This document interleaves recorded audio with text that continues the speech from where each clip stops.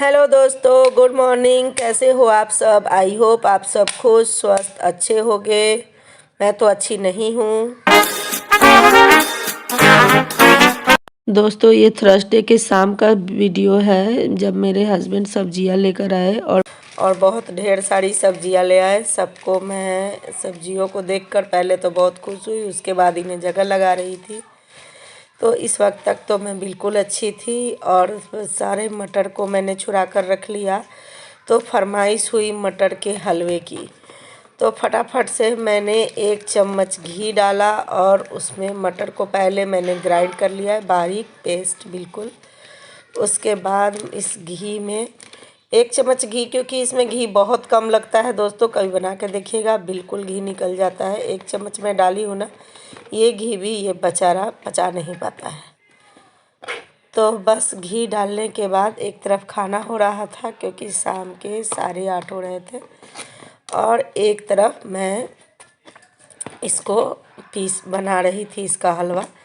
तो पीस कर और घी डालकर अच्छी तरह से पहले इसको भून लूँगी। बिल्कुल अच्छी तरह से दोस्तों भूनिएगा, क्योंकि भूनने से इसका कच्चापन बिल्कुल निकल जाएगा। और जब कच्चापन निकल जाएगा ना, तो आप खुद देखेंगे कि बिल्कुल जो 1 चम्मच हमने घी डाला वो बिल्कुल इसमें से निकल जाएगा। तो ये देखिए, बिल्कुल ये बर्तन छोड़ने लगा।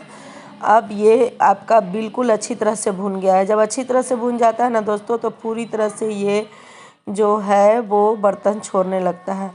तो अब इसी समय मैं इसमें डाल दूँगी 1 कटोरी चीनी।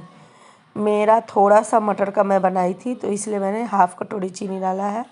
अगर आप 200 या 250 मटर का बनाएंगे तो, क्योंकि वो मटर मुझे और कुछ सब्ज़ी भी बनाना था, इसलिए मैंने थोड़े सा का डाला, क्योंकि सबको खाना था और मेरे हस्बैंड को कल जाना भी है।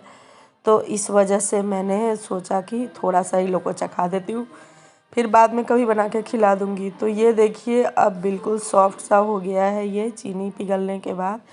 जब ये हमारा चीनी हल्का मतलब ये गाढ़ा जैसा हो जाए, पिघल के बिल्कुल देखिए मेल्ट हो गया है चीनी, तब हम इसमें डालेंगे दूध। दूध थोड़ा ज़्यादा डालेंगे दोस्तों, क्योंकि दूध जो है वो इसमें टेस्ट अलग सा लाएगा। ज़्यादा कुछ मैं नहीं डालती पूरा इसमें ड्राई फ्रूट वगैरह, अगर आपके पास हो तो डाल सकते हैं, मैंने पास अभी नहीं है तो इसलिए मैं नहीं डालूँगी। तो फिर मैं इसमें ये जो दूध का मलाई है उसे निकाल ले रही हूँ, और मलाई के साथ इसमें दूध डाल दूँगी। जो ताज़ा मलाई का बात ही कुछ और होता है, ज़्यादा नहीं, बस 4 कप मतलब 4 करछुली दूध डालूँगी। और डालने के बाद इसको अच्छी तरह से मिलाऊँगी और इसे फुल आंच पर बिल्कुल पकाऊँगी। बिल्कुल अच्छी तरह पकाना है।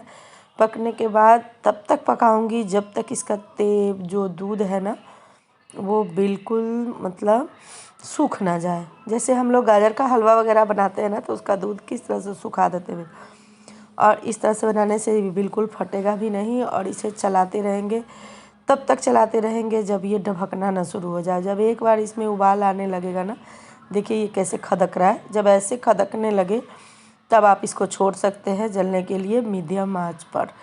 तेज़ आंच नहीं रखिएगा, वरना ये जल जाएगा।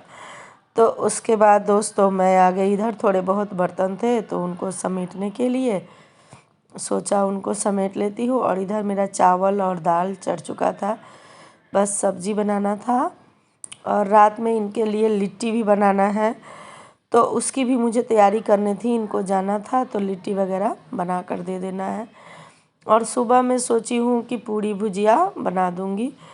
तो ये सब करते हुए मुझे देखिए अभी 8:30 हो चुका था।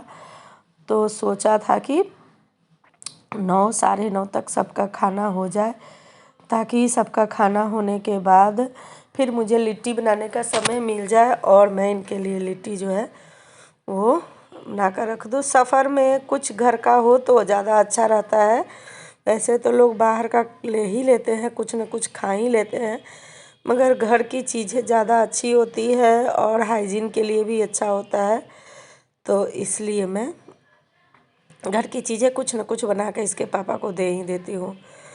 तो मैंने इसमें 1 पिंच के करीब हल्दी डाल दिया, क्योंकि क्योंकि आज गुरुवार था और गुरुवार को जब भी कोई भी खाना बनाती हूँ तो उसमें थोड़ा सा हल्दी 1 पिंच डाल देती हूँ। सफ़ेद चावल इसी तरह से नहीं बनाती, क्योंकि कहा जाता है कि शुभ माना जाता है और मतलब हर चीज़ उस दिन गुरुवार के दिन आपको 1 पिंच हल्दी डालकर नहाना भी चाहिए। उससे आपके शरीर की सारी नकारात्मक ऊर्जा जो होती है वो निकल जाती है, या किसी का अगर टोना टोटका भी आपको लगा रहता है तो वो भी शरीर से हमारे निकल जाता है। ज़्यादा नहीं, बस 1 पिंच के करीब ही हम उसमें डालकर और नहाते हैं। गुरुवार के दिन अगर आप अपने तवे पर थोड़ा सा 1 पिंच के करीब हल्दी डालकर और तब अपने तवे को धोए तो उससे आपके बच्चे जो है वो आज्ञाकारी बनते हैं और आपकी बात मानते हैं। तो देखिए दोस्तों, हमारा दूध जो है वो बिल्कुल सूख चुका है और ये बर्तन जो है सो आप देख रहे हैं कैसे बर्तन में ये बिल्कुल तैर रहा है। ये पूरी तरह से बर्तन छोड़ेगा और इसमें जो भी हमने घी डाला है वो निकल जाएगा। तो हलवा वगैरह खिलाने के बाद पूरे घर का खाना पीना होने के बाद मैं बनाने लगी लिट्टी। यही लिट्टी है, ज़्यादा लिट्टी नहीं बनाया है, बस इसी तरह से छानने वाला लिट्टी बनाया। पहले प्लान सेकने का था, फिर बाद में छानने वाला बनाया और वो सब बनाने के बाद मुझे लगभग 12 बजने वाले थे। तो उसके बाद मैं आ गई बर्तन धोने। बर्तन वगैरह धोने के बाद सो गई थी। और ये है शुक्रवार का वीडियो। सुबह सुबह मैं नहाने वहाने के बाद 4 बजे उठी थी, झाड़ू वगैरह करके नहा ली, किचन वगैरह साफ़ करके और उसके बाद आ गई थी सिंदूर उंदूर लगा के। पूजा तो अभी नहीं किया था क्योंकि इनको 5 बजे ही निकलना था। तो ये सब करने के बाद दोस्तों मेरा हो गया हालत ख़राब, क्योंकि हो गई मुझे फीवर। और ये सैटरडे का है, 3 दिन का, आज एक ही दिन में आपको शूट करके दिखा रही हूँ, क्योंकि मैं पड़ गई बीमार और बीमार भी पूरी बुरी तरह से। क्योंकि 4 बजे जो नहाया था ना सो मुझे लग गया ठंडा।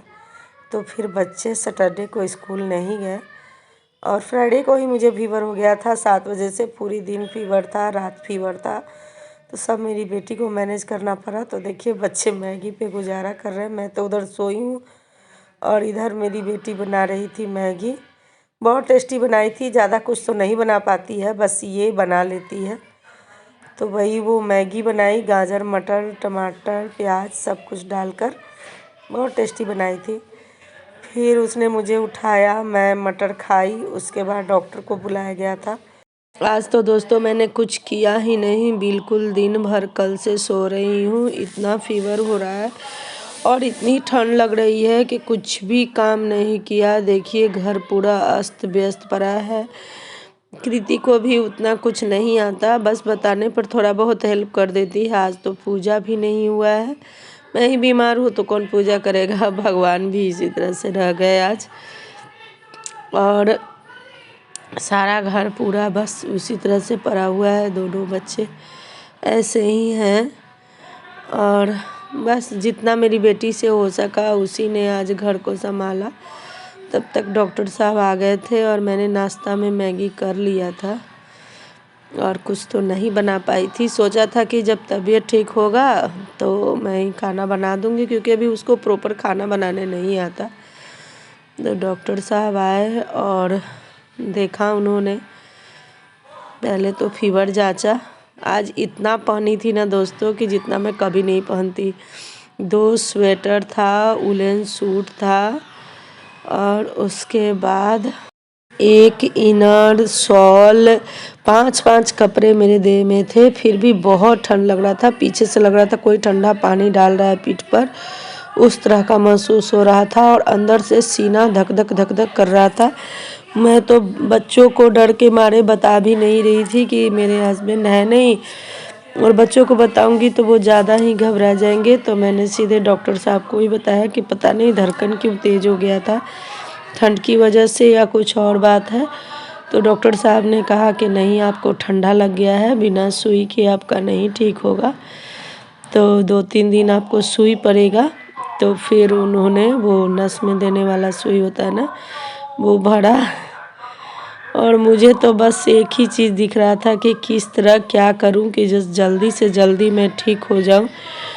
क्योंकि हस्बैंड थे नहीं और बच्चे दोनों, खाना वगैरह सब कुछ का दिक्कत हो जाता है अगर एक औरत घर में बीमार पड़ जाती है, अकेली औरत, तो फिर बच्चों को सब कुछ देखना और ये करना सब दिक्कत हो जाता है। परिवार अगर घर में हो तो चलो, इसके पापा भी रहते तो सब कुछ संभाल लेते, मगर इसके पापा भी नहीं थे तो सब कुछ दिक्कत हो ही जाता है मेरे एक बीमार पड़ने से। तो मुझे तो बस यही लग रहा था कि चाहे सुइया लेना हो या कुछ भी करना हो, जो करना पड़ेगा मैं वो करूँगी, पर मैं जल्दी से जल्दी ठीक हो जाऊं ताकि मेरे बच्चों सबको खाना मिल सके सही से। मिला और सुइया वगैरह पड़ने के बाद मैं बिल्कुल ठीक हो गई। पूरी तरह से तो ठीक नहीं हूँ, अभी भी नहीं हूँ। आप लोग को आवाज़ से मेरी लग ही रहा होगा, थोड़ा बहुत आवाज़ डिस्टर्ब रहा होगा तो इसको इग्नोर कीजिएगा। तो बस आज का ब्लॉग इतना ही। अगर अच्छा लगा हो किसी भी वजह से तो प्लीज़ चैनल को सब्सक्राइब किए बिना मत जाइएगा और लाइक कर दीजिएगा, बहुत मेहनत से बनाती हूँ। तो मिलते हैं नेक्स्ट ब्लॉग में एक और अच्छे से ब्लॉग में।